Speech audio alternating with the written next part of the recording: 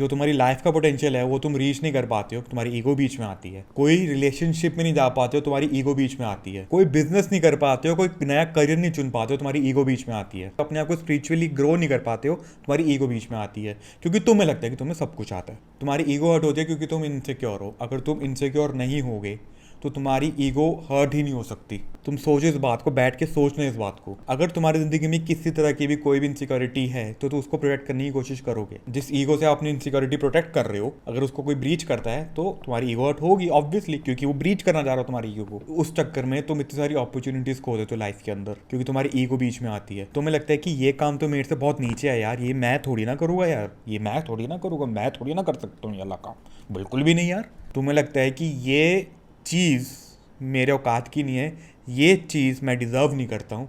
Entitlement आता है तुम्हारी ईगो के चक्कर में।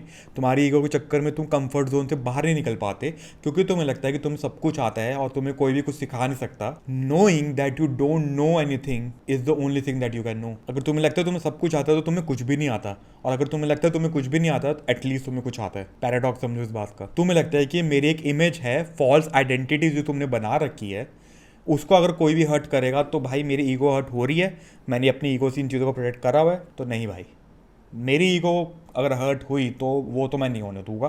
तो मैं ईगो से अपनी इनसिक्योरिटी से प्रोटेक्ट करके रखूँगा, अपनी ईगो से अपनी फॉल्स आइडेंटिटी को प्रोटेक्ट करके रखूँगा, क्योंकि अगर मेरा ऑथेंटिक सेल्फ किसी को दिख गया तो लोग मेरे बारे में क्या सोचेंगे। उससे पहले बस तुम ये बात समझ लो और ये बात सोचना बैठकर कि जिंदगी खत्म हो जाती है सबकी, एक ना एक दिन सबने खत्म हो जाना, चाहे कोई कितना भी अमीर है गरीब है, डजंट मैटर। जिंदगी तुमने कैसी भी जी है, डजंट मैटर, मर सबने जाना है। अगर सबने मर ही जाना है तो ईगो का पॉइंट ही क्या है? समझ रहे हो मेरा पॉइंट? पॉइंट ही क्या है ईगो का? ईगो तुम्हारा बस एक फॉल्स आइडेंटिटी को तुमने बना रखा है, वो भी तुम्हारे दिमाग में है, तुम्हारी खुद के एक्सपेक्टेशंस के हिसाब से है। हो सकता है कि पूरे दुनिया में तुम्हें वैसा कोई देख ही ना रहा हो जैसा तुम दिखाना चाहते हो, बट तुम्हें लगता है कि just because you are able to protect your false identity, people will notice your identity and will like you for the identity that you're portraying. It might be true, it might be not, but after a point it will get so exhausting for you to portray yourself as someone you are not in at the core. It will come out someday or the other, or it will come out as an existential crisis, it will come out as a burst of anger,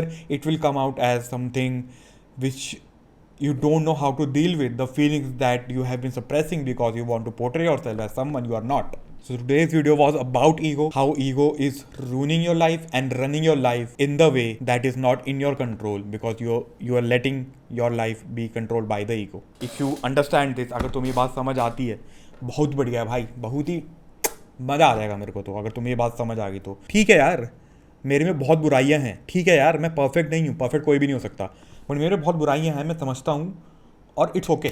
social media पे जो लोग portray करते हैं अपने आप को perfect life से, जिससे तुम अपने आप को कंपेयर करते हो, जिस चक्कर में तुम्हारी ईगो और बढ़ती है अपनी इनसिक्योरिटीज प्रोटेक्ट करने के लिए, क्योंकि तुम नहीं चाहते हो कि तुम्हारी इनसिक्योरिटीज कोई भी देख ले, क्योंकि तुमने अगर फॉल्स आइडेंटिटी जो बनाई हुई है उसका नकाब उतर के तुम्हारी एक्चुअल आइडेंटिटी दिख गई जो इम्परफेक्ट है, तो तुम क्या करोगे? तुम तो कहीं की नहीं रहोगे। तो फॉल्स आइडेंटिटी बनाई क्यों मेरे भाई?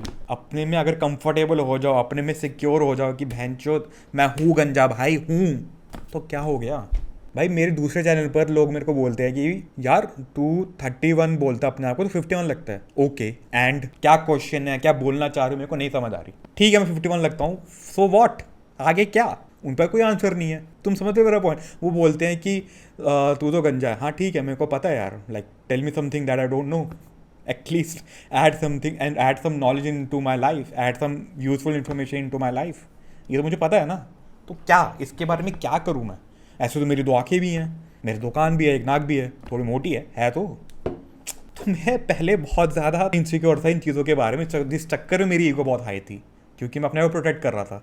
अब मैं इतना ज़्यादा कंफर्टेबल हो गया हूँ, और ऑब्वियसली कुछ चीज़ें हैं जिस पे वर्क कर रहा हूँ, you can't be perfect, but अब मैं इतना ज़्यादा कंफर्टेबल हो गया, पहले से 80-90% कंफर्टेबल हो गया ना। 80-90% अपने में ईगो इतनी कट डाउन करी है कि मैं इतना लाइट फील करता हूँ अपने दिमाग के अंदर, मेरे को पोर्ट्रे करने की जरूरत ही नहीं पड़ती। अगर मुझे कोई पसंद करता है तो करता है, नहीं करता तो नहीं करता। सारे लोग तुम्हें पसंद नहीं करेंगे। अगर तुम अपनी लाइफ ही उस चीज़ में परस्यू कर रहे हो कि everyone should like me, then you will lose yourself, because 4 लोग क्या कहेंगे?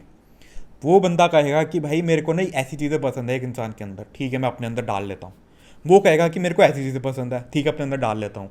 वो कहेगा मेरे को ऐसी चीज़ें पसंद है, ठीक है अपने अंदर डाल लेता हूँ। 3 चीज़ें मैं अपने अंदर डाली, 3 4 5 10 15 मुझे नहीं पता कितनी, but after a point things will start to contradict itself. जो तुम पीपल प्लीजर की तरह अपने आप को पोर्ट्रे करना चाह रहे हो कि हाँ भाई तेरे को ये चीज़ पसंद है मेरे में, तेरे को ये चीज़ पसंद है मेरे में, अपने आप को कॉन्ट्रडिक्ट करने लग जाओगे एक टाइम के बाद। तुम्हारी आइडेंटिटी क्राइसिस आती है वहीं से कि तुम्हें पता ही नहीं तुम कौन हो, क्योंकि तुमने हमेशा एक्सटर्नल वैलिडेशन के लिए एक्सटर्नल चीज़ों के हिसाब से इन्फ्लुएंस होकर अपनी आइडेंटिटी बनाने की कोशिश करी है।